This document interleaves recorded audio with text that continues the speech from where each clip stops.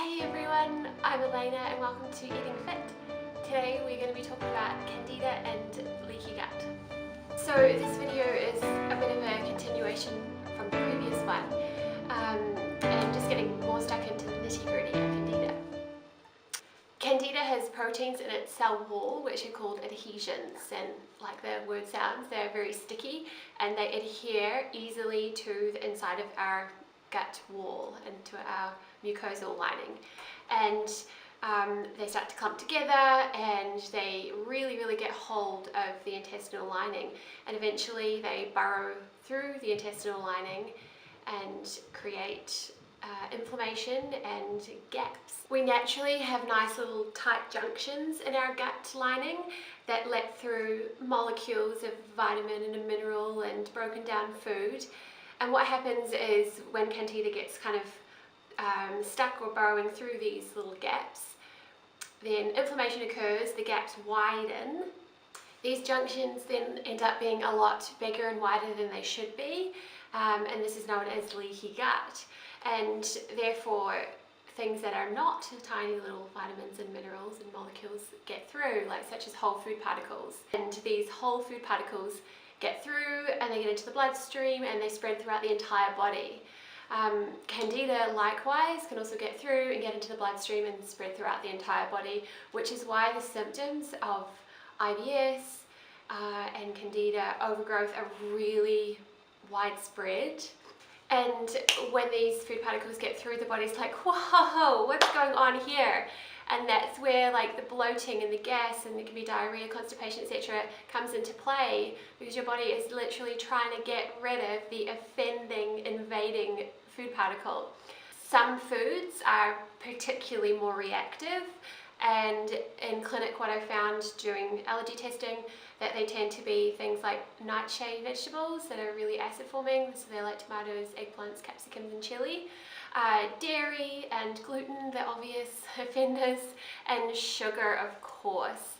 Legumes can be really gas forming and quite difficult for the digestion to break down when you have Candida overgrowth.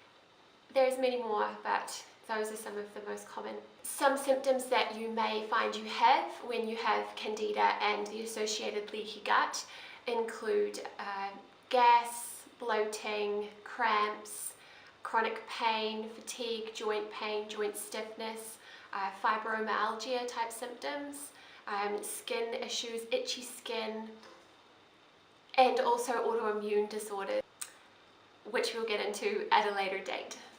Candida is definitely not the only cause of leaky gut, but it is a very common one. So how to treat it and have normal digestion again? Undergoing a Candida elimination protocol, as I mentioned in my previous video, is really important. So sealing the gut lining. I touched on this in my last video, but the villi which line the intestinal walls are really important, and they need lots of nutrients to regenerate healthily. Eating plenty of non-starchy vegetables and protein is really important during this stage. Plenty of high fiber foods, including berries, nuts, seeds and whole grains. Take a digestive enzyme. The two that I use in clinic are Betaine Digest by Biotrace and Livestream Advanced Digestive Enzymes. I find this step to be so important so that the villi can actually absorb the nutrients from the food. It can't absorb whole food particles, and sometimes when your gut's impaired it needs a bit of help to break down food. I will also recommend glutamine, which helps to rebuild and repair and seal the gut lining, 10 to 20 grams per day. And the brand that I currently use that you can buy over the counter is Balance. I will link it below. I also highly recommend a good quality fish oil supplement, and good quality is the key word here. I will do another video about this at a later date because the supplements in New Zealand are severely unregulated, but the brand that I have used and I trust is Nordic Naturals, and you can take up to 3,000 milligrams per day. That's a good dosage. Bone broth would also be an absolute essential for healing the gut. There's a bunch of brands that I use and recommend, and they're all available in New Zealand. The Nutra-Organics turmeric one is delicious. The Essential Bone Broth Co is also awesome, and Ancient Nutrition. Of course, you can also make your own bone broth really easily, and I will do a video on making bone broth and hopefully a tutorial later. Another supplement is quercetin.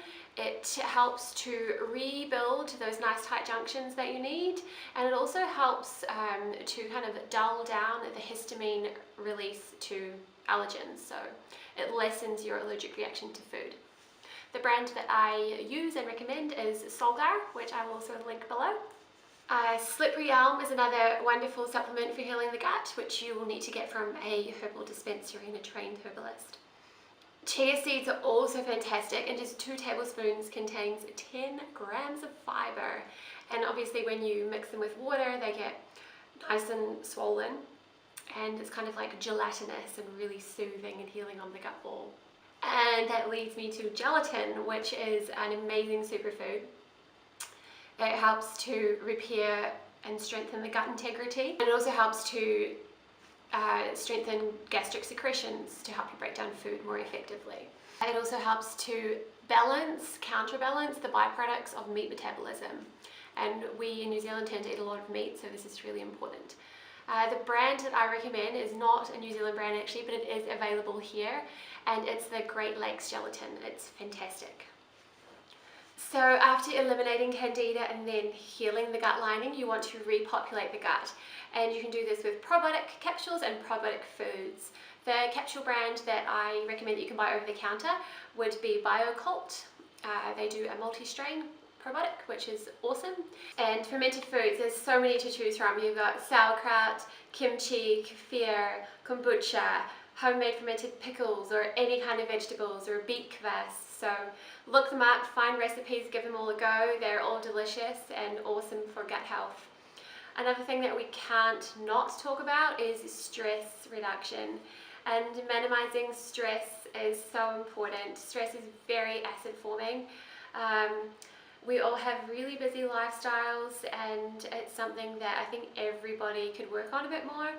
But some simple things you can do just around digestion is eat slowly, sit down, don't do anything else while you're eating, be at a table, use cutlery, chew your food well.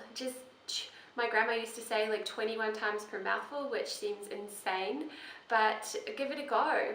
A tip I use is to always put my cutlery down between every bite, and you'll find that you'll chew more slowly, you'll chew better, you'll chew more, and it just helps to break down the food. Starting here in the mouth, we've got lots of delicious saliva enzymes before it gets to the gut, and the gut has much less work to do. Another thing in reducing stress is just learning how to breathe properly.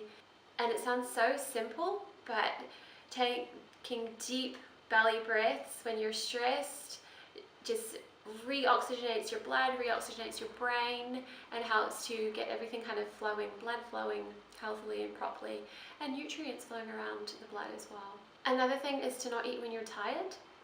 When you are tired, you just need to sleep. If you go home after a big long day and have a huge meal and then crash, all night long your body is going to be digesting that food, and it can't rest, it can't repair, it can't be restored overnight because it's spending most of its time digesting.